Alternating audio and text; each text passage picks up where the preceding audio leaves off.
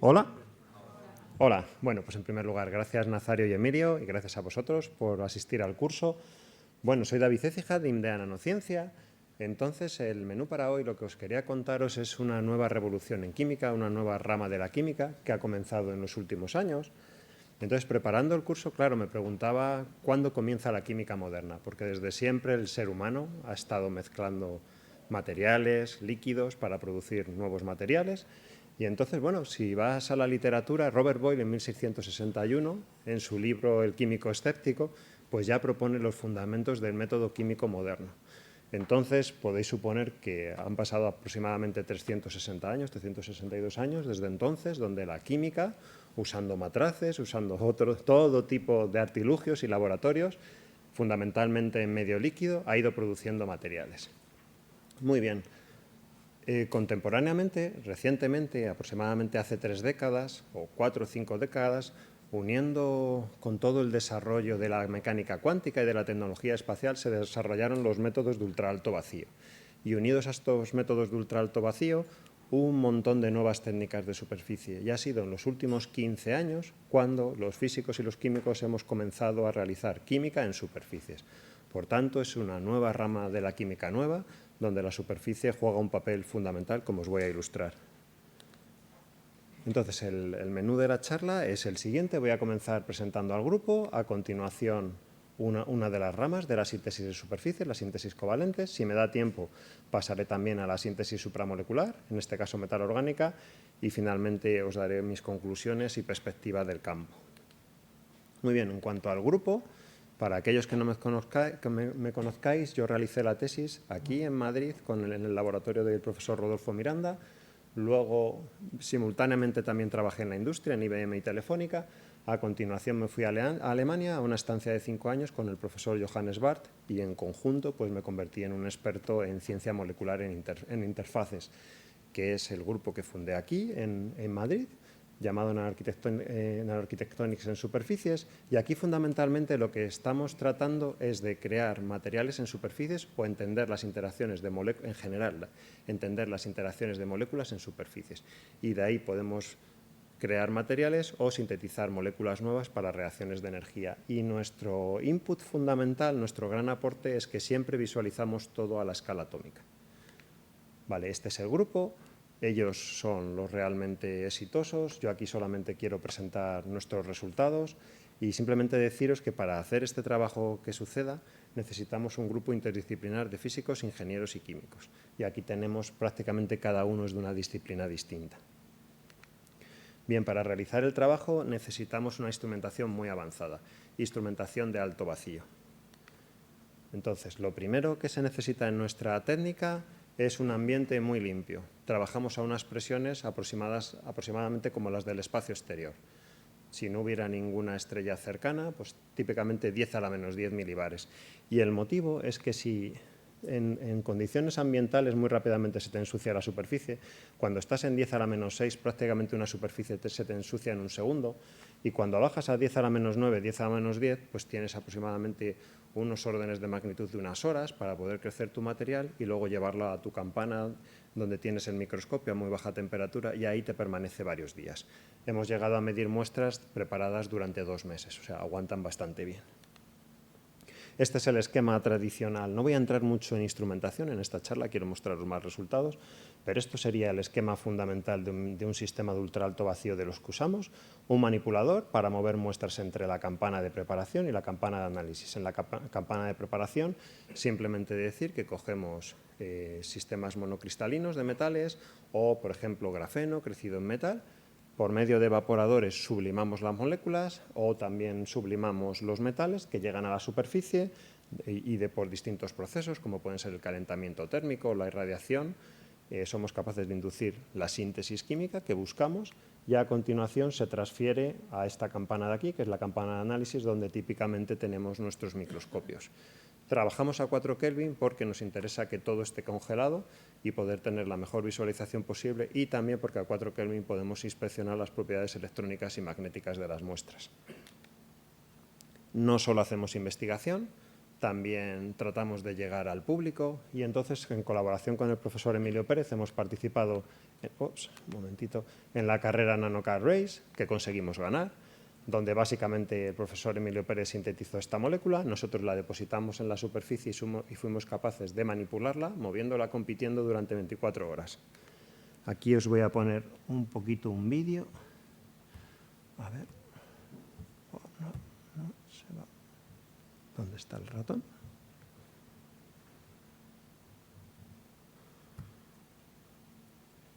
Vale, y este evento fue seguido alrededor del mundo por aproximadamente 100.000 personas, lo cual para nosotros fue un gran éxito de llegar. Esta es la molécula, básicamente es un chasis de antraceno que está soportado por unas patas de fenilo y aquí simplemente esto es la realidad. Esto sería la superficie, es una herringbone de oro y eso es como podemos mover la molécula y fijaros la escala. Entonces, durante miles de pulsos, esta molécula es robusta y se puede desplazar. Entonces, el gran logro, voy a avanzar, el gran logro en esta carrera es que en simplemente 5 años fuimos capaces de manipular las moléculas del orden de decenas de nanómetros hasta una micra. Durante una hora durante un día entero, más o menos fuimos capaces de recorrer una micra, con un gran control sin romper moléculas. Vale, ahora vamos al objetivo de la charla. Entonces, dentro de la síntesis en superficies, como en la química, hay dos departamentos, el orgánico y el inorgánico. Ahora mismo el que está pegando muy fuerte es el covalente.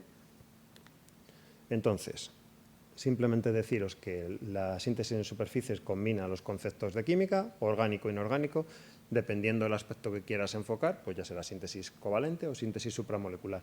Y, por supuesto, los conceptos de ciencia de superficies, sobre todo ultra alto vacío, y las técnicas propias del área, como son las microscopías de sonda local y también las photoelectron spectroscopies. Vale, entonces yo hoy me quiero centrar en estos dos aspectos. Y vamos a pasar ya, entonces, ¿a qué se entiende por la síntesis covalente en superficies?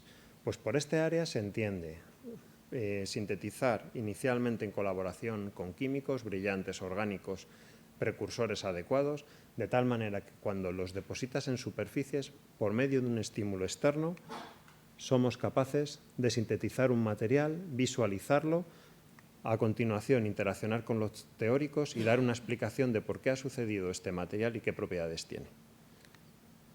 El por qué estamos interesados en la síntesis de superficie, os podéis imaginar que simplemente por tener la propia superficie hay confinamiento de las moléculas. Y entonces eso da lugar a mecanismos de reacción totalmente inesperados y también a productos que no se pueden conseguir en química tradicional. Por ejemplo, productos radicálicos. Algunos productos radicálicos que en química convencional no se consiguen. Entonces, pues hay muchas maravillas que ahora os contaré, como macrociclos muy especiales, poliacenos, nanografenos radicálicos y magnéticos.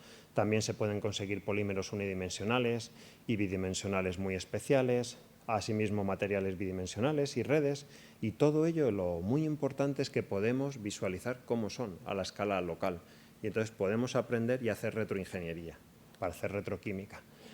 Como el área solo tiene 15 años prácticamente de existencia, os podéis imaginar que frente a toda la librería de los cursos de química orgánica, las reacciones químicas que se conocen en superficie son muy pocas, muy poco numerosas. Solo hay realmente ejemplos que sucedan, que sean exitosos. Tenemos la Ullmann-Kaplan o acoplamiento de halogenativo, como podéis ver aquí, donde simplemente se pierden los bromos y se acopla el material. También tenemos alquín-Kaplan, reacciones de condensación, activaciones directas de ECH o reacciones intramoleculares donde se pierde el hidrógeno y se acoplan. Pero poco más. Aquí os he mencionado todas en función, si estáis interesados, pedirme la charla y os la mando, en función del tipo de carbono que se va a acoplar. Y prácticamente a día de hoy, si sumas todas, en función de todos los carbonos, hay alrededor de unas 30 reacciones químicas y exitosas con un buen control 5. Entonces, os podéis imaginar que, claro, esto abre las puertas a una gran investigación en el futuro. ¿Cuáles son las claves del precursor? Bueno, en primer lugar, para el precursor tienes que pensar en su forma, porque no es lo mismo querer hacer un monómero que querer hacer una cadena, que querer hacer una red.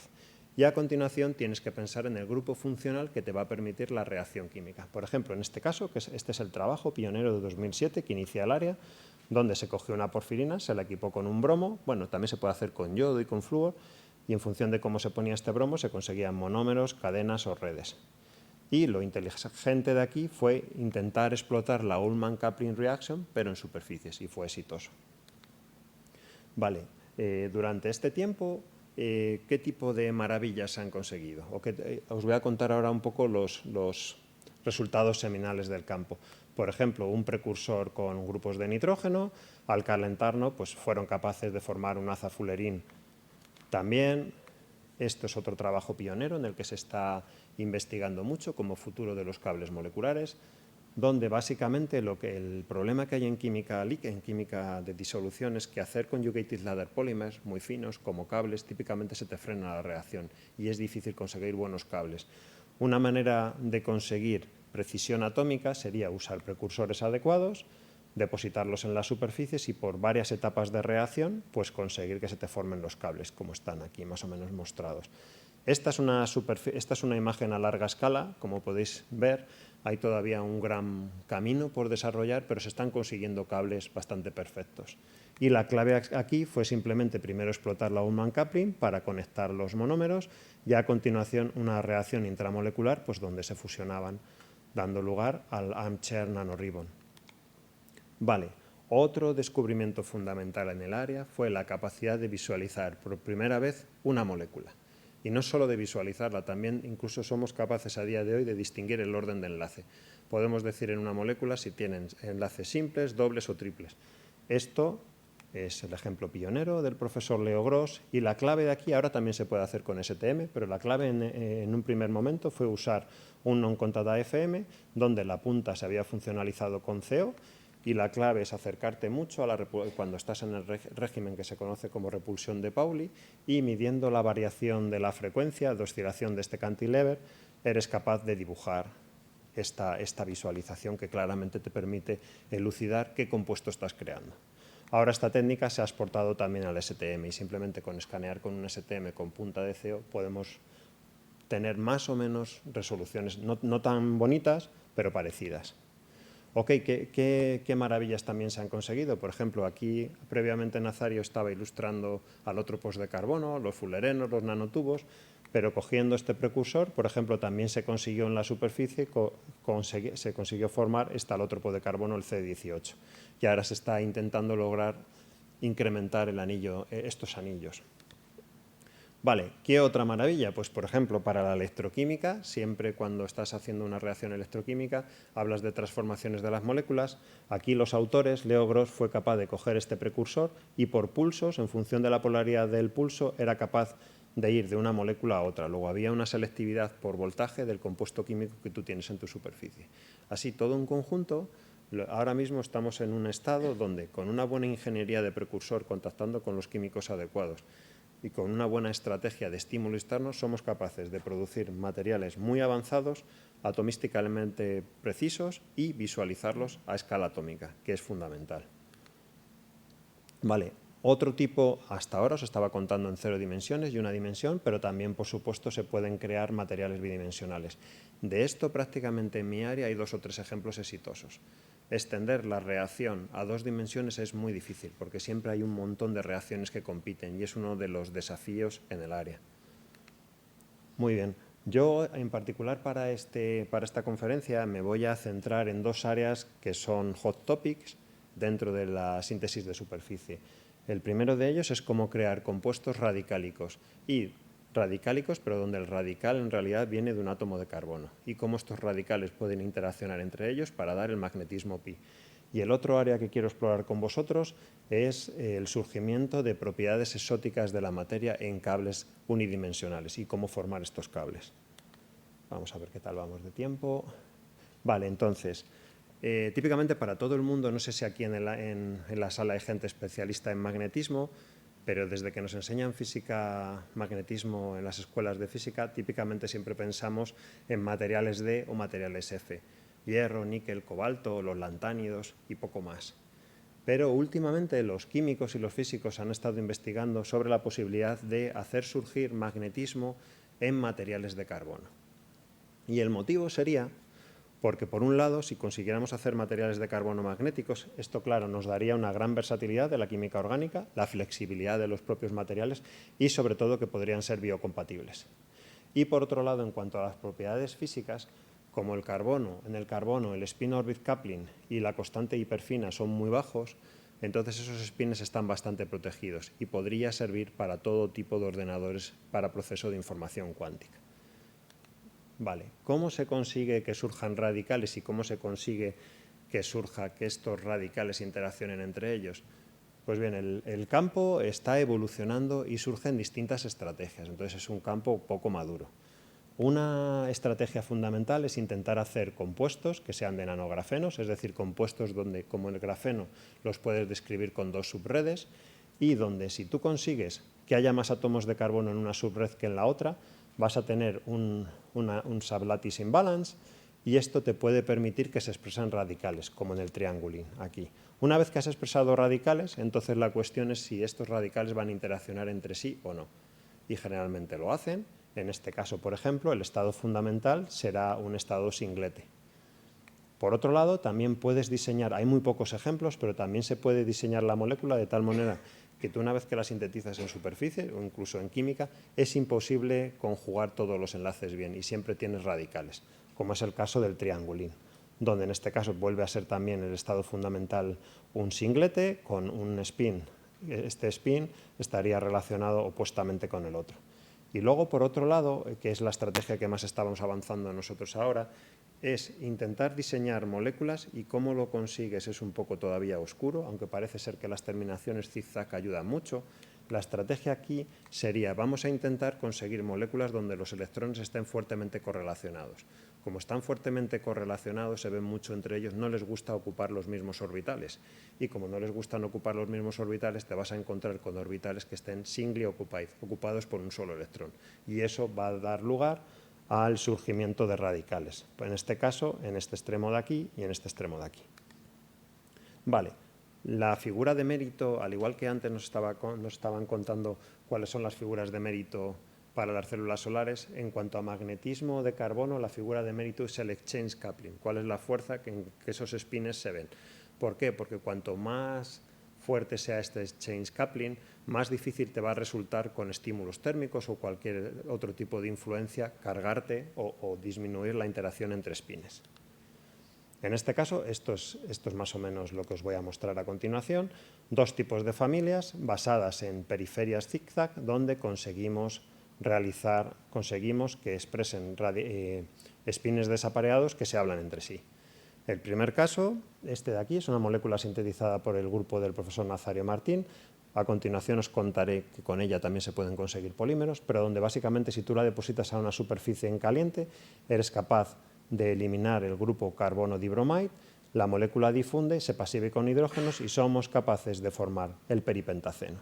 Entonces, claro, aquí viene la primera pregunta de los químicos. ¿Cuál es la forma resonante de esta molécula? En principio podría ser un sistema closed cell como este o podría ser un sistema open cell. Aquí tenéis que tener en cuenta que romper un enlace doble cuesta energía, cuesta 272 kilojulios por mol. Y crear un sextete de Clark ganas energías, ganas unos 90 kilojulios por mol. Entonces las cuentas más o menos te salen parecidas.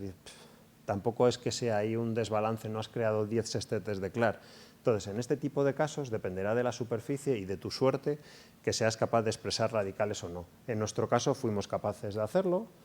Estos son los cálculos teóricos. Entonces, los cálculos teóricos, aquí se están representando los orbitales de las moléculas. Estos son los orbitales frontera. Este se llama SOMO porque está ocupado por un solo electrón. Entonces, esta molécula tiene un nivel SOMO degenerado con dos orbitales, unos con spines hacia arriba y hacia abajo, y los orbitales SUMO, que son los singly unoccupied orbitals, también degenerados. Lo importante es que con STS, yendo con la punta y situando la punta sobre la superficie, podemos caracterizar la densidad de estados de la molécula. Podemos ver si tenemos estados ocupados, estados vacíos, que es lo más importante porque una vez que sabes cómo están distribuidos los electrones en esa molécula, sabes todas sus propiedades prácticamente.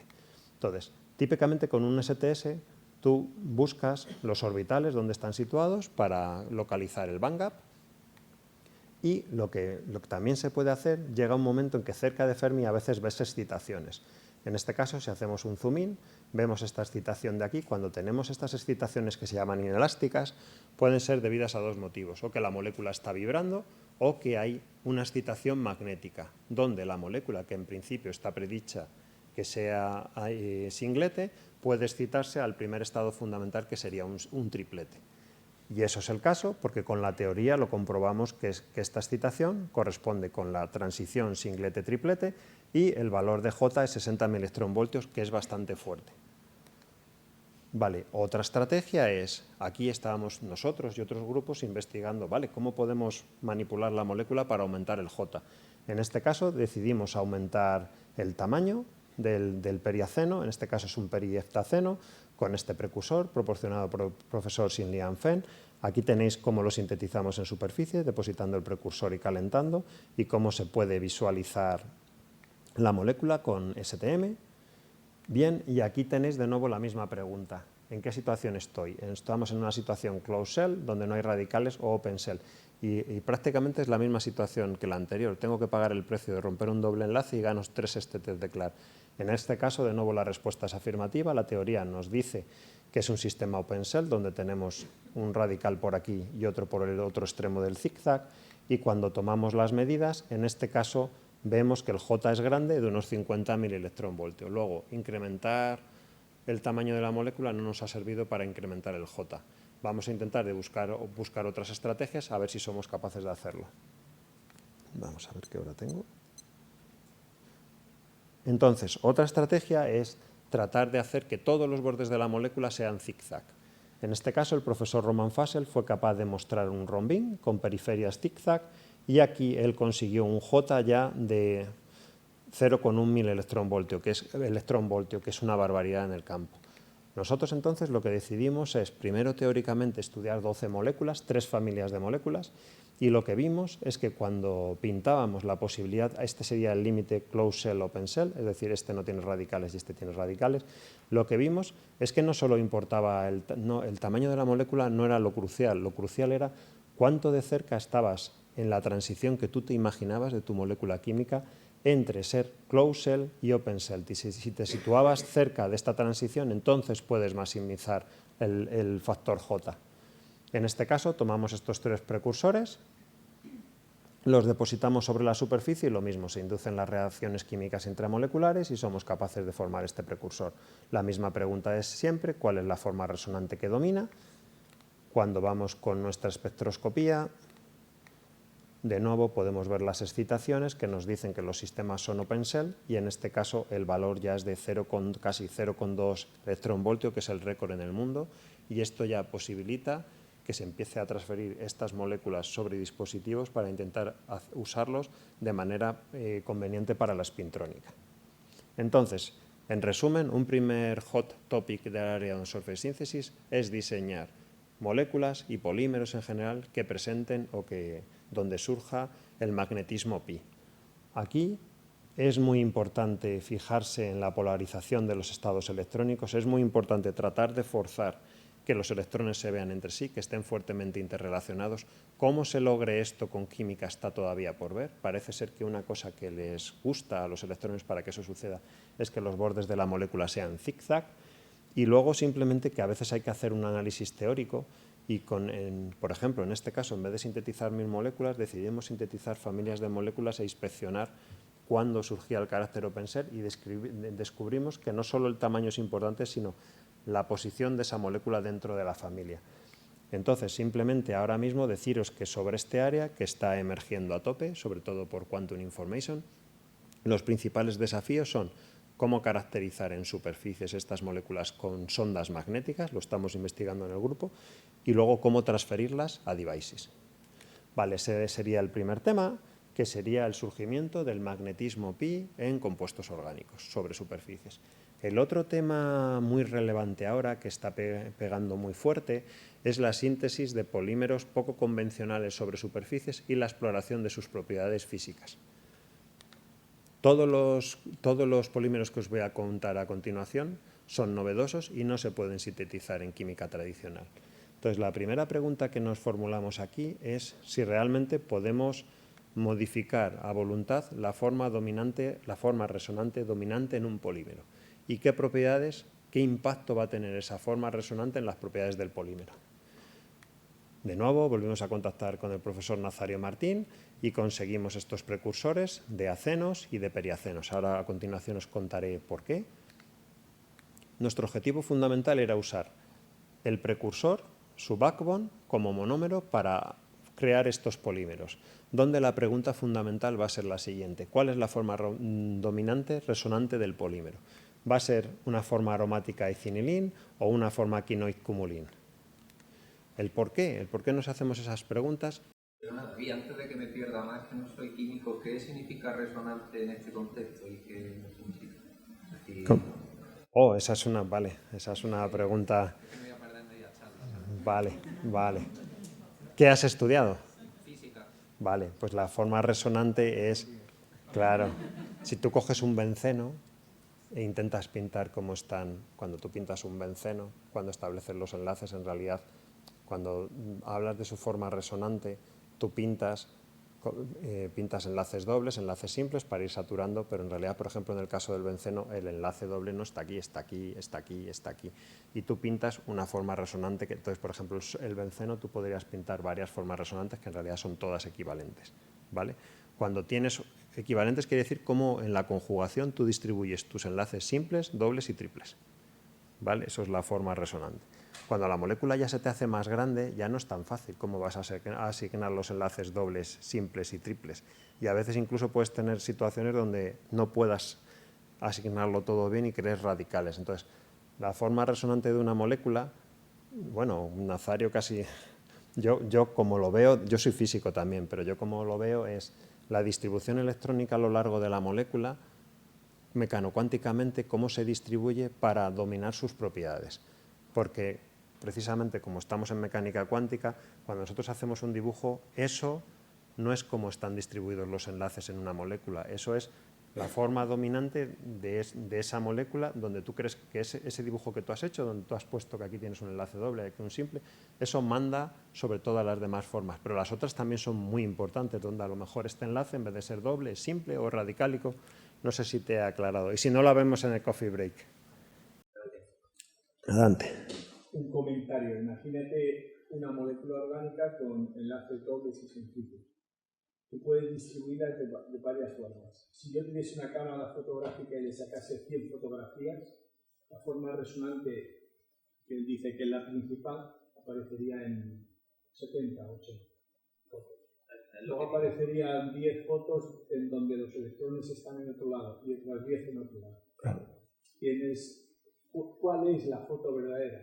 Ninguna. Sería la suma de todas. Justo. Ese te daría la imagen real de la molécula. Pero como esto no somos capaces de hacerlo, tenemos que dibujar al final unos dobles enlaces de una manera concreta, la que mejor representa lo que hay en la resonancia. Sí. Son formas resonantes todas, que representan todas a una misma molécula. ¿Pero y eso no lo has dado en la carrera? Sí, yo hice una convalidación rara. Porque eso es un concepto, pero eso es un concepto fundamental, porque como os voy a contar a continuación, vamos, en física de la autónoma eso se da. Sí. Claro, no, sobre todo porque vais a ver ahora que, claro, cuál es la forma resonante dominante tiene una implicación drástica en las propiedades. Ahora os voy a explicar.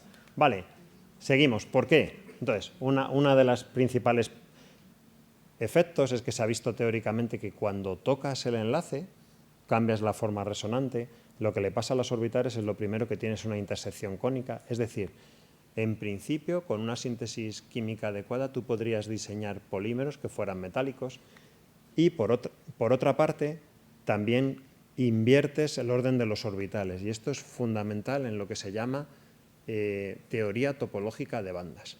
La teoría topológica de bandas en materia condensada ha surgido para clasificar las fases cuánticas de la materia.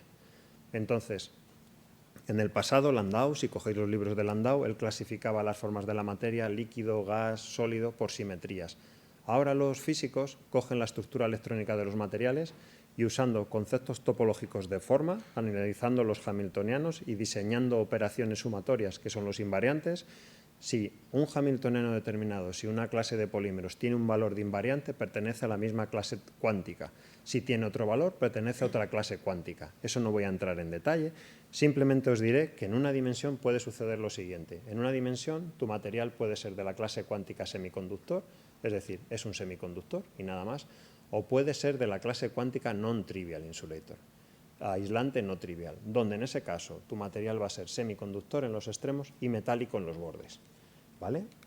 Entonces, lo primero que hicimos con estos polímeros, claro, es investigar si había un cambio en la clase cuántica con el tamaño, y se descubrió que para el pentaceno, cuando incrementabas el tamaño del monómero, se lograba inducir una transición cuántica, un cambio de topología, de la naturaleza topológica del material. Y lo que os voy a mostrar en la charla, de hecho la predicción dice esto, que llega un momento que aumentando el tamaño del monómero, lo que pasa es que en química solo podemos aumentar el tamaño del monómero discretamente, no podemos hacerlo como aquí, que se pinta. Pero esto es la gráfica un poco ilustrativa, tú vas bajando el bandgap, llega un momento que se te cierra y se te vuelve a abrir el bandgap, donde el pentaceno está situado muy cerca del punto que se llama el punto crítico, donde el estado es metálico. ¿Vale? Vamos a ver si lo podemos conseguir. Los cálculos nos dicen, en principio, que cambiando el tipo de monómero, aumentándolo, podríamos inducir un cambio de la naturaleza cuántica del polímero. Y eso es fundamental porque estos estados de borde, precisamente a algunos os sonará, se están intentando usar en los Majorana fermions para hacer computación cuántica. Entonces, lo primero de todo, tomamos este precursor y para ilustraros cómo funciona la química de superficies, simplemente deciros que cuando se ponga en la superficie se caliente, se van a perder los bromos, los carbenos van a difundir y se van a homoacoplar, dando lugar a este polímero. Bien, esta es la etapa 1 de la reacción. Depositamos la molécula con el sustrato a temperatura ambiente. Y en principio ves aquí un autoensamblado un poco complicado, a base de medir imágenes de STM y no con data FM y comparar con la literatura, simplemente con las simulaciones, simplemente vemos que las moléculas pueden estar arriba o abajo. Eso no tiene mayor relevancia, lo que tiene relevancia es que al calentar inmediatamente formamos estos cables que están unidos entre sí por átomos de bromo, y lo fundamental es que son cables covalentes, con non contada FM podemos sacar esta imagen donde creo que hay que ser justo y decir que podemos perfectamente identificar que el monómero es el backbone. Esto no es un dibujo, esto está medido. Y aún más, si prestamos atención a esta bola brillante corresponde por teoría, por simulaciones y por comparación con otros experimentos, con un triple enlace. Luego de esta imagen podemos inmediatamente deducir que la forma resonante dominante de este compuesto es aromática e cinilina. Por otra parte, nos podemos ir a los bordes y en los bordes vamos a ver simplemente que tenemos todavía las terminaciones de carbono. Como ya podemos... es que se me ha ido la presentación. Vale, perdonad. Si calentamos más, lo siguiente que va a pasar es que se van a disolver los átomos de bromo, que eran un contaminante que teníamos de la reacción química. ¿Y qué está pasando? Perdonad, es que se está... Vale, entonces ya vamos a ver polímeros individuales y lo más importante es que los extremos los vamos a poder identificar perfectamente. Aquí no se ve muy bien, pero creedme que los extremos ahora van a ser CH, se ha perdido este carbono de aquí, se ha pasivado con hidrógeno. Entonces, una vez que ya sabemos que el polímero es aquí, es así, podemos hacer los cálculos, es que a veces salta, podemos hacer los cálculos nos dicen que es un semiconductor. Ahora, mediante STS, con el microscopio acercándonos y midiendo la densidad de estados frente a una rampa de voltaje, podemos elucidar el gap, que es 1,5. También podemos ver cómo es la forma espacialmente de los bordes de la banda de valencia y la banda de conducción, que coincide perfectamente con las simulaciones. Y ahora viene lo relevante, es que los cálculos de topología nos dicen que este material debería ser simplemente un semiconductor. Por tanto, como es un semiconductor normal, debe ser un material con 1,5 bandgap por todo el material y en los bordes no debe pasar nada, que es lo que vemos. Entonces, lo importante aquí es que hemos sido capaces de crear con una reacción química nueva, esta reacción que os he mostrado es nueva, nunca se había contado en la química, un material polimérico unidimensional perfecto, que en principio es un semiconductor.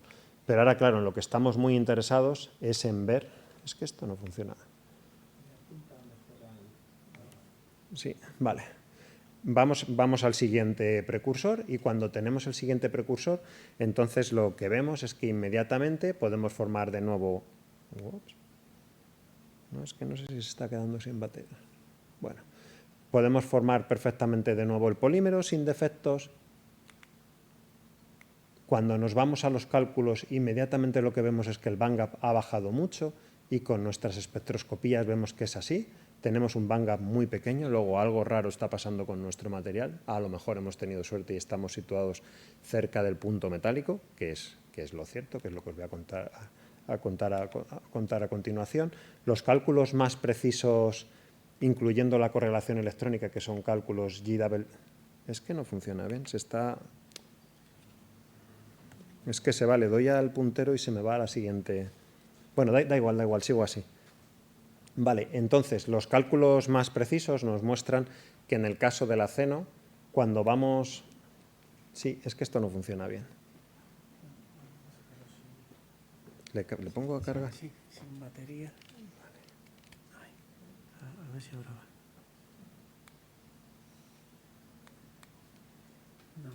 No. Voy a intentar ahora. ¿Y tiene otro? Voy a intentar poner otro. Vale. Bueno, pues sigo así mientras... A ver.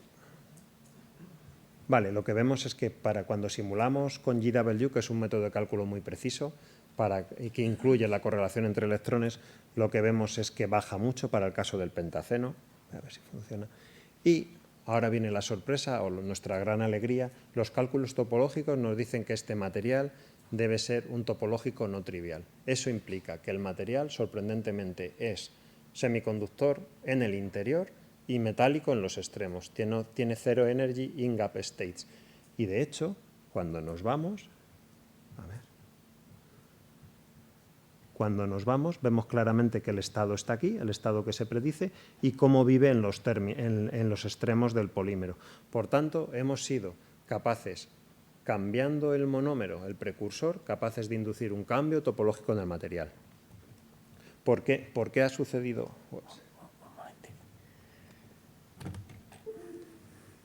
Necesitaré un tiempo extra. Ahí.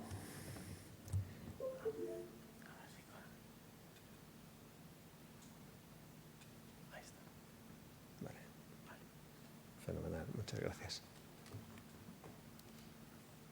Vale, el por qué ha sucedido esto, cómo hemos sido capaces de cambiar la clase cuántica del material. Sé que si no estáis muy familiarizados diréis, ¿y qué implicaciones tiene cambiar la clase cuántica del material? Hay IBM, Microsoft, Amazon están invirtiendo miles de millones de euros por conseguir esto, con estos materiales y en muchos otros. Cómo hacer ingeniería de las clases cuánticas de los materiales. Esto es fundamental ahora en la física y la química de la materia condensada. El motivo por el que se logra esto es el siguiente. Al cambiar el monómero, lo que hemos... esto va mucho mejor. Al cambiar, claro, no tiene nada que ver. Vale. Al cambiar el monómero, lo que hemos conseguido es cambiar la forma resonante dominante. Si os fijáis bien, aquí no veis ya ninguna protrusión y eso implica que este enlace es más cumuleno que cinilina anteriormente. Por tanto, lo que ha pasado es que hemos pasado de una forma resonante cinilina aromatic a una forma resonante cumulin-like quinoidal. Por si no estamos satisfechos y si nos surge la duda, el hallmark o la figura de mérito, lo que debe suceder para un material para que haya un cambio de clase cuántica es que se inviertan sus bandas o se inviertan sus orbitales. En este caso, como podemos distinguir nuestra estructura electrónica del material a escala real, esta es la potencia del STM, aquí vemos qué pinta tiene la banda de valencia, que si la comparamos con el cable para el antraceno, si la comparamos con el cable del pentaceno, vemos que es idéntico a la banda de conducción. Y la banda de conducción es idéntica a la banda de valencia. Entonces, ¿qué es lo que ha sucedido? Lo que ha sucedido es que, cambiando el monómero, hemos sido capaces de inducir un cambio de la forma resonante dominante. Ese cambio de la forma resonante dominante ha implicado que las bandas se crucen, haya una conical intersection, y como resultado de cruzarse las bandas, la Berry phase en topología ha cambiado y ha dado lugar a un cambio de la clase cuántica del material. Y además hemos situado nuestro pentaceno muy cerca, en principio para esta familia, lo más cerca posible del punto de metalicidad, con un bandgap muy chiquitín, de 300 milielectronvoltios. En principio esto ilustra que se puede lograr cambiar la clase cuántica de polímeros unidimensionales con una buena ingeniería química y también ilustra que, en principio, es posible conseguir polímeros intrínsecamente metálicos, con un poco de suerte. Vale, la siguiente pregunta es, ahora os he mostrado que el tamaño del monómero influye, la siguiente pregunta es si la longitud del monómero influye. Hasta ahora en nuestro laboratorio siempre hemos conseguido polímeros prácticamente infinitos en longitud, iban de una terraza a la otra, de un escalón a la otra en nuestra superficie, pero en el laboratorio de unos colegas donde tienen más hidrógeno atómico, en general residual, fuimos capaces de sintetizar polímeros finitos y vimos que cuando el polímero tiene un tamaño de 26 monómeros, hay una transición topológica. El motivo es que en el polímero, cuando se aumentan el número de monómeros, se induce un mecanismo físico que se llama pseudo-Jahn-Teller, que también implica un cambio de la forma dominante resonante y de la topología. Por tanto, hay un montón que abordar en ciencia de polímeros. Estos son dos conceptos que no se han abordado, como son el tamaño del monómero y la longitud del monómero, y qué impacto tiene eso para las propiedades topológicas del material. Vale, la siguiente pregunta, por supuesto, es si esto es un fenómeno en el que tuvimos suerte o se puede expandir a otros materiales, a otro tipo de polímeros. Y para ello nos fuimos a la familia de periacenos. Aquí están, sintetizamos el bisancín y el peripentacín. Aquí tenéis el precursor, como cuando se deposita en la superficie somos capaces de formar el polímero. De nuevo no vemos la protrusión aquí, luego esto es un cumulín, que se ve también en el DFT. Afortunadamente el bandgap es de nuevo muy pequeño, luego estamos muy cerca del punto de metalicidad, los cálculos GW muestran que el bandgap debería ser muy pequeño y de hecho cuando vamos a mirar los extremos del material vemos el estado que vive en Fermi y que es la muestra de que este material es de nuevo un material topológico no trivial, de acuerdo a nuestros cálculos teóricos. ¿Y por qué está sucediendo esto? Pues por lo mismo, está sucediendo porque desde el antraceno lo que estamos haciendo es poco a poco disminuir el carácter triple bond de este enlace, yendo hacia transitando hacia una forma resonante más cumuleno-quinoide. Vale, la siguiente pregunta es si podemos, una vez que ya sabemos que esto funciona, que nos funciona para los acenos y para los periacenos, también conseguimos el mismo resultado para los peripentacenos. La pregunta es si podemos desarrollar reacciones químicas beneficiándonos de estas formas resonantes. Y la respuesta es afirmativa. Lo que os voy a mostrar es que si cogiendo dos materiales que tienen la misma periferia, en este caso el antraceno y el bisancín, os voy a mostrar que en un caso sucede la reacción química y en otro caso no, y que eso es debido a la forma resonante. En el caso del antraceno, ese cinilín aromatic, cuando lo calentamos nos da un polímero irregular. Pero cuando repetimos el mismo procedimiento con el bisancín, que si os fijáis bien es esencialmente lo mismo, luego son los mismos átomos distribuidos, pero la forma resonante es muy distinta. Entonces, al calentarlo, se induce esta laderización, que es un proceso químico en la síntesis de polímeros conjugados, y aquí vemos claramente la formación del pentalín. Esto es un polímero nuevo, nunca contado en la literatura, y lo curioso es que es no bencenoide. Nos preguntábamos por qué está sucediendo esto, por qué no nos funciona con el antraceno y nos sucede por el bisancín. Y la respuesta es que debido a esa forma dominante resonante, en el caso del bisancín, el polímero unidimensional está vibrando, está en una superficie y está vibrando en la dirección favorable para dar esa reacción química de formación del pentalín. En cambio, en el caso del antraceno, como tiene otra forma dominante resonante, esas vibraciones no están sucediendo y, por tanto, la reacción de formación de pentalín no es eficiente y no se forma. Y simplemente contaros, esto más para los más teóricos, es que la Transition State Theory, que simplemente es calcular las barreras energéticas, no vale, porque en superficies tenemos que incorporar las vibraciones. Importante también para mostraros el poder del STM, en este caso unido con el del non-contada FM, midiendo un montón de imágenes y midiendo las distancias, somos capaces de elucidar la forma resonante. Y en este caso fue la primera vez que pudimos demostrar en superficies que se cumplen las reglas de Gleitwells de aromaticidad, que son estas de aquí, donde básicamente, en resumen, se maximizan los estetes de Clark. Pero era relevante porque en este caso teníamos sistemas no bencenoides. De nuevo, como siempre, caracterizamos esto sistemáticamente. El STS, en este caso, es un polímero semiconductor de 1,1 electronvoltios.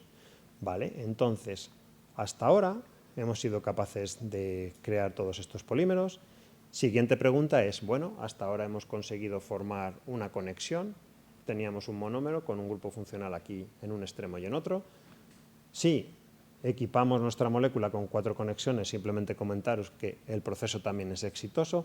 En este caso, como hay reacciones subsidiarias, pues a veces hay defectos, pero somos capaces de crear segmentos donde claramente formamos este polímero y de nuevo lo caracterizamos, es de nuevo un semiconductor de bajo bandgap. También, siguiente pregunta relevante es, hasta ahora todo lo que os he mostrado con el CBR2, estábamos equipando bencenos o six-member rings. Pero, por supuesto, nos planteamos si la reacción podría ser exitosa si equipamos el CBR2 a un anillo de 5 unidades y, de nuevo, si funciona, tomamos un precursor de indenofluorín y aquí tenéis la formación del cable claramente elucidado.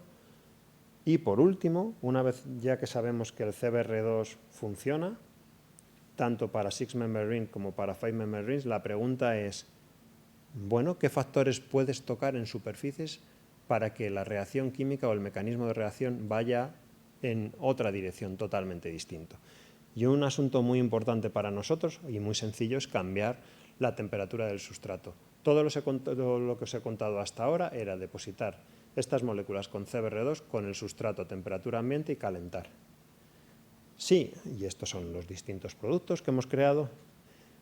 Por el contrario, si ahora cogemos el precursor, lo depositamos sobre la superficie, pero esta superficie está caliente, lo que vamos a inducir no es que se pierdan los bromos y estos monómeros se conecten entre ellos formando este polímero, no. Lo que va a suceder ahora es que los átomos de oro van a atacar este enlace, aquí y aquí, no sé si se ve bien, y lo que van a hacer es que este carbono va a ser atraído hacia el six-member ring, este carbono también, se va a formar un anillo de 8 que se va a reorganizar instantáneamente porque es muy exotérmico hasta este pentalín. Y luego podemos tener la formación del monómero, perfecto, en este caso esto es un dibenzopentalín. Luego también a veces lo que sucede es que el átomo de oro se queda todavía aquí, este es el organometálico con el mismo backbone, o se pueden formar polímeros organometálicos. Lo mismo sucede para el caso del pentaceno, igualmente aquí lo veis, cómo se va formando el nuevo monómero, donde hemos tenido una reacción química completamente nueva, que es una reacción química de reorganización de los carbonos. Y simplemente deciros que en este caso, por ejemplo, como había muy poca literatura sobre la estructura electrónica, decidimos medirlo y todo cuadra con nuestros cálculos. También podemos intentar explotar esta reacción química al máximo. En principio hemos cogido un precursor con 4 grupos funcionales y hemos visto que podemos hacer 4 reorganizaciones de los carbonos. Aquí tenéis las especies y cómo se van formando desde los monómeros, los dímeros y los polímeros organometálicos. Y por último, a veces también con cierta ingeniería se puede conseguir mecanismos de polimerización covalente. En este caso, las cosas cambian simplemente si vas de un six-member ring a un five-member ring. Esto es lo que nos daba este precursor. Este precursor, cuando se depositaba sobre la superficie y se calentaba, daba lugar a este polímero, pero si ahora se deposita sobre la superficie en caliente, lo que sucede es que este carbono se incorpora aquí, da un bencino, los bencinos se hablan entre ellos y dan lugar a este mecanismo, a la formación de un radialeno de 4, donde claramente se ve aquí, de tal manera que damos lugar a esta reacción química y este polímero, conjugated ladder polymer, que también es único. Donde el único cambio, fijaos qué pequeño ha sido equipar el CBR2 a un five-member ring en vez de a un anillo de 6. Por último, deciros también con muchas discusiones con Nazario, siempre nosotros estamos, un desafío en nuestro área es intentar crear polímeros bidimensionales. Entonces decidimos coger el Sumanin, equipado de nuevo con CBR2 en posiciones threefold, simetría C3, y cuando lo depositamos, primero vamos a formar, esto no se ve muy bien aquí, pero una fase organometálica, otra fase organometálica, y cuando calentamos somos capaces de dar esta fase covalente, que se ve mejor aquí. Aquí tenemos la imagen con non contada FM sin tratar, pero creedme que es esto lo que se ha formado, y ahora lo que estamos tratando es de expandir esta reacción química para formar un material bidimensional que seamos capaces de transferir. ¿Cuánto tiempo que tengo? 8 minutos sin la pausa. 8 minutos. Venga, pues entonces sigo.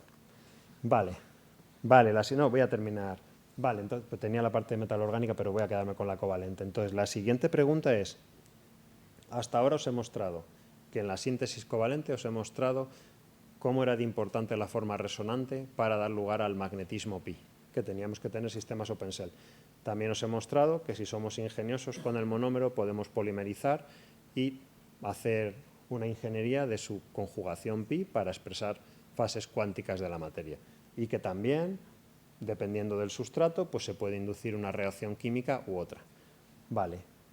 Ahora nuestra siguiente pregunta es si podemos explorar estos conceptos con otras reacciones químicas. Hasta ahora me he centrado en las reacciones de los nanografenos, en las que eran básicamente activaciones de CH, os he contado las activaciones del CBr2 sobre sustrato frío, sustrato caliente. ¿Hay alguna reacción química nueva? Y sí, hemos sido capaces de desarrollar una nueva reacción química y en este caso lo que se hace es también algo, a veces, quien sea químico orgánico pensará así, son moleculitas muy sencillas, ya, pero es que en superficies dan lugar a reacciones totalmente inesperadas. Entonces, si cogemos esta molécula que simplemente tiene un anillo de 5, pero que ha sido doble hidrogenado en 3 posiciones, y se deposita sobre la superficie, es capaz de dar un polímero. Y eso en principio nadie lo pensaría. Nadie pensaría que en un matraz tienes este material, lo calientas y te va a dar este polímero, pero sucede. Y no solo sucede, lo que os voy a contar a continuación es que la paridad estructural importa. Es decir, el número de monómeros, si es par el polímero en número de monómeros, es un semiconductor. Pero si es impar, surge un radical que se deslocaliza sobre todo el material y ni siquiera sabemos cómo llamarlo. Puedes llamarlo semiconductor con un estado metálico que corre por todo el material. Entonces, vamos a la práctica y os cuento cómo funciona. Depositas el precursor, se forman los polímeros. Como esta molécula es muy volátil, pues siempre se absorbe intacta. Estas son las moléculas que no es que no hayan reaccionado, es que están viviendo todavía en el gas de la campana y cuando paramos la reacción se vuelven a absorber y las tenemos por ahí. Es justo decir que somos capaces de formar toda la serie de polímeros, desde los oligómeros, estos serían los dímeros, cómo progresan. Llegamos más o menos hasta polímeros de unas 100 unidades, pero en principio esto no lo hemos abordado en detalle, pero se podrían conseguir cualquier tamaño. Y con el non-contact AFM podemos distinguir perfectamente cómo son los backbone y muy importante, si nos vamos a los bordes, podemos distinguir perfectamente que la forma resonante está terminando en un CH. Luego no hay ningún radical, nada extraño. Lo misterioso sucede, en realidad lo misterioso sucedió cuando un día estaba pintando las formas resonantes partiendo del CH que imponía la química de superficies y me di cuenta que es que no había manera de pintar esto sin expresar un radical. Y entonces decidimos investigar la estructura electrónica, porque siempre investigar la estructura electrónica nos supone tiempo a nosotros, bastante tiempo. Entonces, a veces no lo hacemos, pero en este caso, si tenemos el polímero par, nada, vemos de nuevo los orbitales. Esto, dependiendo de si es un oligómero o si es un polímero, los orbitales se tienen que llamar bandas, pero en este caso es de 10, luego estos son sus orbitales, el HOMO menos 1, HOMO, LUMO y LUMO más 1, pero cuando vamos al polímero que es impar, inmediatamente vemos una resonancia en Fermi. Esta resonancia en Fermi, muchas veces los físicos decimos, casi todos los físicos, sobre todo cuando somos muy novatos, es, esto es un efecto Kondo. Hay un radical y entonces está interaccionando con el oro y esto da una interacción many-body que se llama Kondo.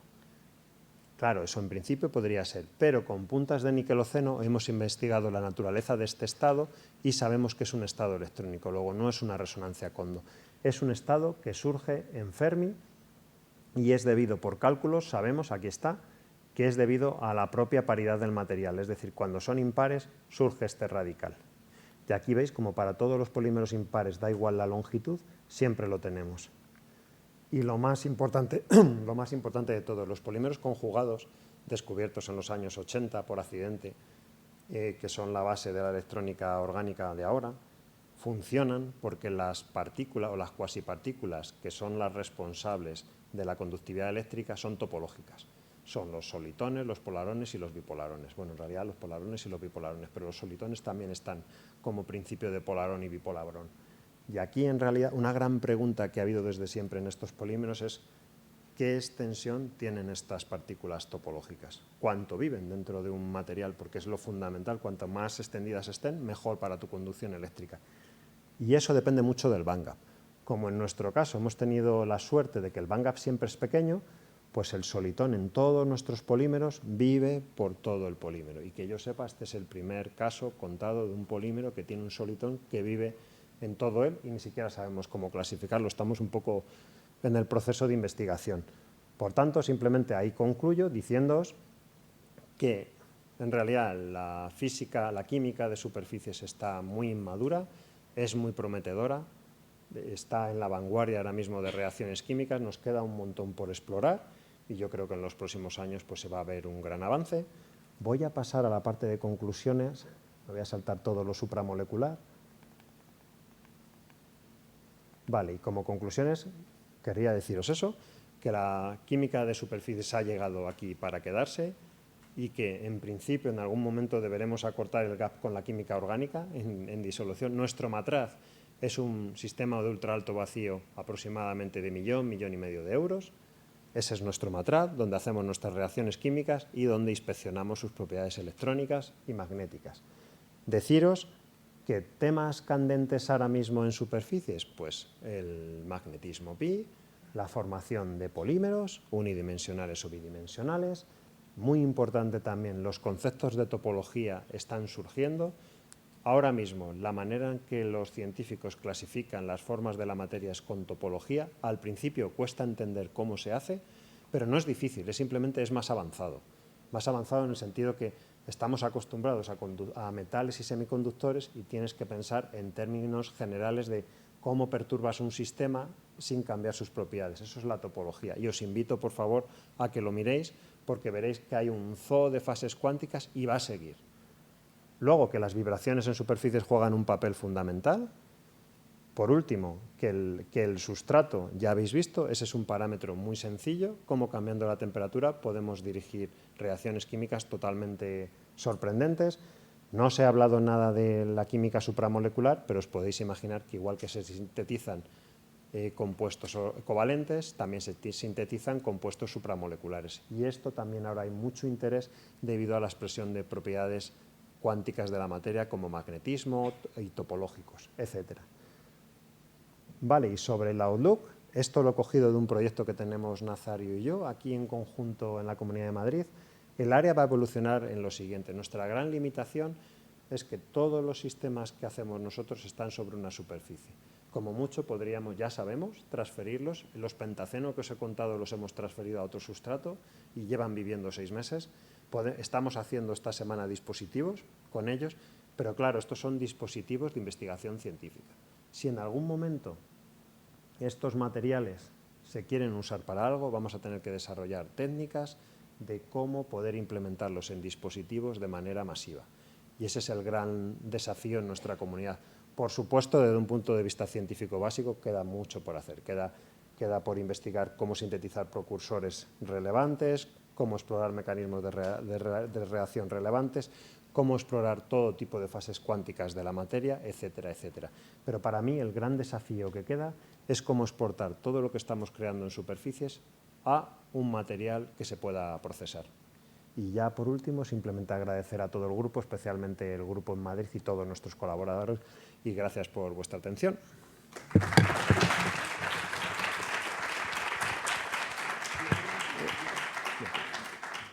Gracias, David. La charla de David poniendo de relevancia cómo las técnicas generan nueva ciencia, un tipo de síntesis que antes no existía, y luego con imágenes reales de moléculas, que para él es su día a día, pero para todos los demás debe ser alucinante todavía, viendo hasta el orden de enlace. Hay cuestiones ya por ahí, preguntilla, ¿o no? Sí, porque están grabando.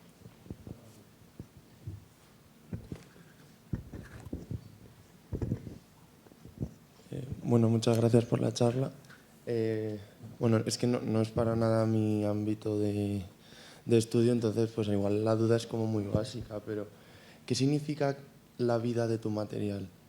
En plan, cuando tú has dicho ahora justo en las conclusiones que tu material vivía 5 meses o algo así, que lo podías extrapolar. Muy bien, en este caso es que tú si creces una muestra en ultra alto vacío, en una presión de 10 a la menos 9, 10 menos 10, en tu campana de preparación vive sin contaminación 1 o 2 días. Si te lo llevas a la campana de análisis, donde tienes el microscopio de efecto túnel a helio, ahí puede vivir. Típicamente yo he llegado a medir muestras 2 meses después sin casi contaminación. Lo que yo te comentaba ahora es que hemos sido capaces por esfoliación química de transferir, o sea, este material lo hemos crecido en vez de en oro, monocristal de oro, en gold o mica, lo hemos llevado y por esfoliación química lo hemos dejado flotando, lo hemos transferido a otro sustrato y entonces hemos visto que llevamos 6 meses y el material cuando lo hacemos Raman está como el primer día.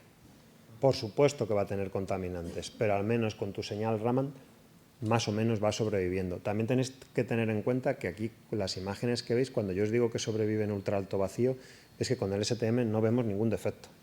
Claro, en el mundo real hay muchos defectos. Vale, por cierto, cuando digo, también cuando os mostraba, estos son los polímeros que conseguimos, tenemos estos defectos. La gente que hace ciencia de polímeros consigue polímeros con muchos defectos. Estos son, todos los materiales que os he contado son atómicamente precisos. Pueden tener, la otra cuestión es cuánto de largos son y cómo se conectan. Pero en general el nivel de precisión. Entonces, para responder la supervivencia me refería a cuánto te queda del material si que tú percibas una señal relevante. En este caso no te lo he contado, pero el método de medida era con el Raman. Y vemos que tiene la misma señal. Y, digamos, ¿qué significa perder esa vida? En plan, ¿qué es lo que hace que o sea, esa contaminación que es radicales libres? El oxígeno. El oxígeno y todo tipo de impurezas que hay en la atmósfera le atacan, pero fundamentalmente es el oxígeno. Vale, muchas gracias.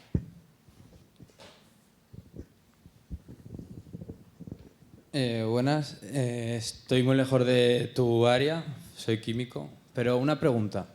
En vez de crearlo en tu superficie y luego transferirlo, ¿por qué no se diseña ya crearlo en la superficie donde se va a hacer el dispositivo? También estamos en ello, pero es mucho más difícil crecer estos materiales en Sí, entiendo silicio y óxido de silicio que en metal. Claro, pero puedes hacer ese- una litografía ya directamente. Sí, pero eso también es otro foco, eso es otro área de investigación que en general es poco exitosa porque hay muchas reacciones. El silicio, incluso aunque esté pasivado sea óxido de silicio, no te funciona igual que el metal. Es que el metal que os he contado no es tan inocente, tiene adátomos. Cuando tú calientas generas adátomos y esos adátomos de oro dan lugar a las reacciones químicas. De hecho, aunque estas reacciones químicas pueden funcionar en plata y en cobre, donde mejor funcionan es en oro, porque es el balance adecuado entre generación de single atom catalyst, que son los adátomos, y poca interacción con el sustrato. Por eso, pero por supuesto que ese enfoque también lo queremos desarrollar nosotros. Nosotros ahora queremos empezar a desarrollar la on-surface síntesis o la síntesis en superficies en otro tipo de sustratos. Por ejemplo, estamos empezando con el grafeno, con el nitruro de boro. Los óxidos es mucho más complicado. Vale, y otra cosa ya un poco ya más surrealista. Toda esta producción que se necesita alto vacío se podría hacer al nivel de fabricar industrialmente. Claro, ¿En el espacio ayudaría? Claro, yo trabajé, justo, esa es muy buena pregunta. Yo mi proyecto de máster lo hice en Houston y el centro se llamaba Space Vacuum Epitaxy Center. Los americanos están pensando en eso. Lo que pasa es que para eso quieren llegar a la Luna y ahí quieren poner todas las fábricas. Claro, es que una pregunta fundamental es, bueno, aunque hay polvo lunar, pero se puede conseguir. Entonces, claro, una pregunta es si tú puedes diseñar naves espaciales donde crezcas esto sin preocuparte de tu vacío. Esa es muy buena pregunta y los americanos, desde luego, están en ello. Vale. Muchas gracias. Te iba a preguntar por aquí, David. Sí, hola. A la superficie se queda pegado lo que has fabricado por Van der Waals, entiendo. Sí, en nuestro caso sí, y lo sabemos porque nuestros cálculos teóricos freestanding coinciden muy bien. A veces, aunque sea oro, también tienes hibridaciones y entonces ya puedes tener transferencia de carga o formación de enlaces. En nuestro caso, todos los ejemplos que os he puesto es fisisorción. ¿Y lo separáis por ataque químico? ¿Se puede hacer con mecánico, con el típico del PDMS y llevártelo para arriba? Eso también estamos empezando. Vale. Ahora hay dos técnicas, bueno, hay varias, ¿no? En principio es un poco lo que comentabas antes en la charla de células solares. Hemos empezado con ataque exfoliación química, pero también queremos empezar a implementar por polímeros, tanto fuera como en ultra alto vacío. Eso lo tenemos que desarrollar, Vale. sí, es un desafío que tenemos. Y te iba a preguntar también sobre la primera parte de la charla, sobre los electrones desapareados que tienen un canje. Hablamos de magnetismo, pero ahí es a nanoescala. ¿Se puede extrapolar a mesoescala, a macro, como si fuese un para, un ferro? ¿Qué tipo de magnetismo es? Sí, claro. Entonces, bueno, primera pregunta. Esto mi director de tesis siempre diría que magnetismo si es solo interacción entre dos electrones. Magnetismo en general los físicos lo entienden como interacción entre muchos electrones. Pero en nuestro caso esto es magnetismo molecular. Y lo que vemos, cuando tú tienes dos electrones que están desapareados, estos en principio podrías tener un estado paramagnético, no se sienten, imagínate, no se sienten, se acercan y ahora pueden decidir hacer un singlete, ¿vale? Y el singlete es la 1 raíz de 2 de arriba a abajo, abajo a arriba, con la resta entre medios, entre los dos brackets, ¿vale? O pueden decidir hacer un triplete, ¿vale? De estado fundamental. Entonces el triplete son 3 estados, los dos hacia arriba, los dos hacia abajo, de nuevo arriba abajo, pero esa combinación con la suma. Eso es lo que deciden hacer estos sistemas. O si es más complicado, puedes hacer un quintete. Se puede complicar en función del número de radicales. Y entonces, sobre la pregunta que me haces, pues en realidad estos sistemas moleculares lo que puedes conseguir, sí, en principio, antiferro, es que en realidad son singletes. Un singlete no es un antiferro, pero sí, si lo piensas, cada bracket es un antiferro, ¿vale? Pero en principio podrías tener sistemas que sean closed cell, que sean lo equivalente a paramagnético. Creo que es porque cuando cuando pones campo aumenta la susceptibilidad, luego no serían diamagnéticos. Luego podrías tener sistemas singlete y sistemas ferro. Sistemas ferro en el sentido triplete, quintete, todo esto. Vale. Y ya una pregunta técnica, es que nunca no sabía que... Bueno, sí sabía que había SPM en vacío, pero me he preguntado que cuando jodes una punta tienes que romper, sacar vacío... Bueno, entonces depende. Por ejemplo, una punta de tungsteno normal, esa sabemos hacerla nosotros, cogemos un cable de tungsteno, por electroquímica la rompemos y termina muy bien. Tenéis que pensar que aunque parezca increíble, estas puntas acaban en un átomo. Y por el efecto túnel, con que te acaben en un átomo te vale para tener resolución. Hombre, si tienes una punta que tiene un átomo aquí y otro aquí, pues tendrás doble punta. Pero eso, chocándonos contra la superficie, lo reparamos. Si esa punta se rompe, o sea, cuando tú acercas la punta a la superficie, primero tenemos un feedback control. Va poquito a poco y va midiendo la corriente y le ponemos un rango de corriente túnel, que es el efecto túnel. No lo he contado hoy, mañana hay una clase de microscopías. Pero llega un momento que cuando estás muy cerca se para el sistema y empieza a ir como más... Bueno, depende de cómo tengas implementado el feedback, pero tú vas con mucho control para dejar tu punta a una distancia como de unos 10, 15 nanómetros máximo, eso sería maximísimo. 10 nanómetros, ponlo, o incluso más cerca. Y entonces, si tú tienes mala suerte y chocas la punta, lo que tienes que hacer es prepararla. Si es de tungsteno, generalmente eso no te supone que se te haya roto nada. Si coges el sensor de Q+, el del tuning fork, que es como lo que tienen los relojes, es un tuning fork, es como un diapasón en forma de U, está así y aquí tiene la punta. Si eso lo golpeas muy fuerte se te rompe el diapasón y cada cacharrito de esos vale 500.000 euros. 500 o 1.000 euros. Vale. Depende de lo... No, 500.000, no, 500, entre el rango de 500 a 1.000 euros. Es bastante caro. Y entonces simplemente lo que tenemos que hacer si se nos rompe, desde fuera tenemos un load lock, cargamos nuestra nueva punta, nuestro nuevo sensor, lo metemos a la campana de preparación, de la campana de preparación a análisis y al microscopio. Vale. Pero eso pasa muy pocas veces. Pero para que me quede con la copla, si has roto la punta atómica, como que te vas a otro sitio y presiona y eso hace que se vuelva a formar... Si estás haciendo STM normal, es muy raro que tú destroces la punta. Puedes tener esa mala suerte. Por ejemplo, si tú tienes un aislante, lo que te va a pasar, si tú tienes un metal, va a llegar la punta, va a empezar a hacer así, hasta que llega un momento, mide la corriente base que tú le has puesto túnel y se para. Si tú tuvieras una superficie de diamante, eso nos ha pasado en Alemania, acercas la punta, como no mide nunca la corriente túnel, empieza a hacer así, pero aún así en esos casos sobrevivía la punta. Vale. Vale. Gracias. Nada, buena pregunta.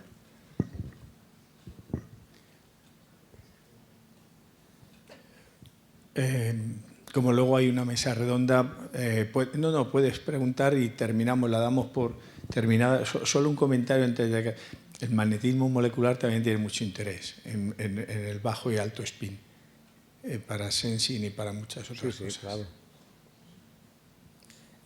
Gracias, David, por la charla. Yo te quería preguntar, esas propiedades tan interesantes de los radicales centrados en átomos de carbono frente a tierras raras y tal que has estado comparando, ¿son propiedades que presentan cuando están sobre la superficie o en disolución también? No, en principio también, por ejemplo, hay muchos químicos, Jisambu, mucha gente que está intentando crear sistemas OpenShell. Sí, Claro. pero Es lo son- mismo, las propiedades que te he contado no es lo mismo que ese radical esté viviendo en un átomo de carbono que en otro átomo más grande. Esa es la clave. Si tú estás en un átomo de bismuto, tienes un spin-orbit coupling muy grande. Ya, Y entonces vale. eso va a implicar, cambia totalmente las propiedades para lo que tú busques. ¿Vale? Por ejemplo, un gran desafío de estos materiales OpenShell de carbono es cómo les puedo meter momento angular, momento orbital, porque eso, el spin-orbit coupling es lo que te va a hacer que eso sobreviva. Entonces, ahora mismo prácticamente todos los dispositivos magnéticos se pasan en spin-orbit coupling, que eso no lo tienen los dispositivos magnéticos de carbono. Pero se está trabajando en otras líneas. Está por explorar. Ahora mismo el desafío en magnetismo de carbono es, primero, ¿cómo consigo formar radicales en compuestos de carbono? Segundo, ¿cómo consigo que esos radicales sean estables? Y tercero, ¿cómo consigo que esos radicales se puedan hablar entre sí? Y bueno, lo cuarto sería cómo interaccionan con su entorno, claro. Eso Pero entonces te interesa un acoplamiento spin-órbita más o menos elevado. depende para qué lo quieras. Vale. Depende para qué lo quieras, claro. Si quieres que sobreviva, si tú quieres orientar tu spin, necesitas spin-orbit coupling. Pero si tú quieres hacer información cuántica o quieres hacer un spin filter, pues ya no es tan depende qué quieras hacer. Vale, es que tampoco entiendo tanto de eso. Gracias. Como solo hay una más, la hacemos y nos vamos a comer. Vale. Está ya encendido ahora. Hola. Bueno, gracias por la charla. Mi pregunta era un poco de cara al desarrollo de dispositivos, de estas cadenas de polímero que tan largas, si se pueden crecer, porque entiendo que se crecen un poco estadísticamente y donde salgan, salen. Aunque bueno, en una de las imágenes creo que iban siguiendo como las terrazas del material, parecía. ¿Existe alguna forma de hacer que crezcan en alguna dirección concreta, Sí. aplicando un campo eléctrico o lo que sea, para Bueno, pensando un poco en generar a lo mejor algún tipo de circuito o con estructura de esquina o algo así? Bueno, nosotros necesitamos hasta ahora metales limpios, son monocristales. Pero lo que puedes hacer es tener una superficie vicinal y entonces consigues que todos los cables vayan en la misma dirección. Vale, luego, sobre cómo hacer dispositivos, eso está por ver. Ahora mismo lo que se está haciendo es transfiriendo hacia unos dispositivos que tienen los electrodos así. Si consigues que uno se te clave entre ellos, que la unión sea precisa, pues hay un momento que ves, cuando hacen las medidas, tú ves que tienes un solo cable frente a dos, frente a tres, eso se puede hacer. Porque esencialmente todo esto ya está antes realizado para para nanotubos y también para los nanoribbons sintetizados en superficie. Hay algunos ejemplos. Pero insisto, la frontera todavía está en cómo transferir y procesar. Ese es nuestro gran desafío. Claro, pero entonces sería un poco el mismo proceso que se haría con unos nanohilos, de uno los crece en un sitio y luego los transfiere a un chip o alguna cosa para medir transporte. Hasta ahora sí, aunque también estamos, por ejemplo, en el microscopio, uno de los que hemos mostrado con el proyecto con Nazario, estamos tratando de hacer un dispositivo de grafeno para crecer encima y ya medir transporte en nuestro cable dentro del dispositivo en la unión túnel. Vale. Pero siempre desde un punto de vista de ciencia fundamental. Estamos muy lejos todavía de hacer dispositivos como hace la industria de semiconductores. No, claro. Yo hablaba de algo pues de poder imprimir un cable, por así decirlo. Sí. Muchas gracias. Nada, a ti.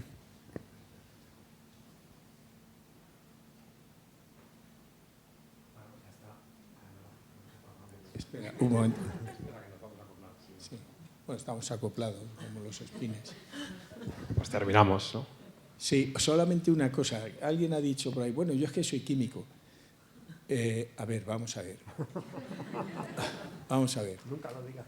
Tengo que decir que ya hay un químico en Estados Unidos, su nombre es Felix Fischer, que le conocemos bien, que siendo químico orgánico sintético ya se ha comprado su STM, ¿vale?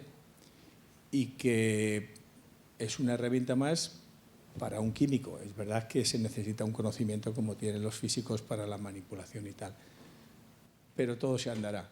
¿vale?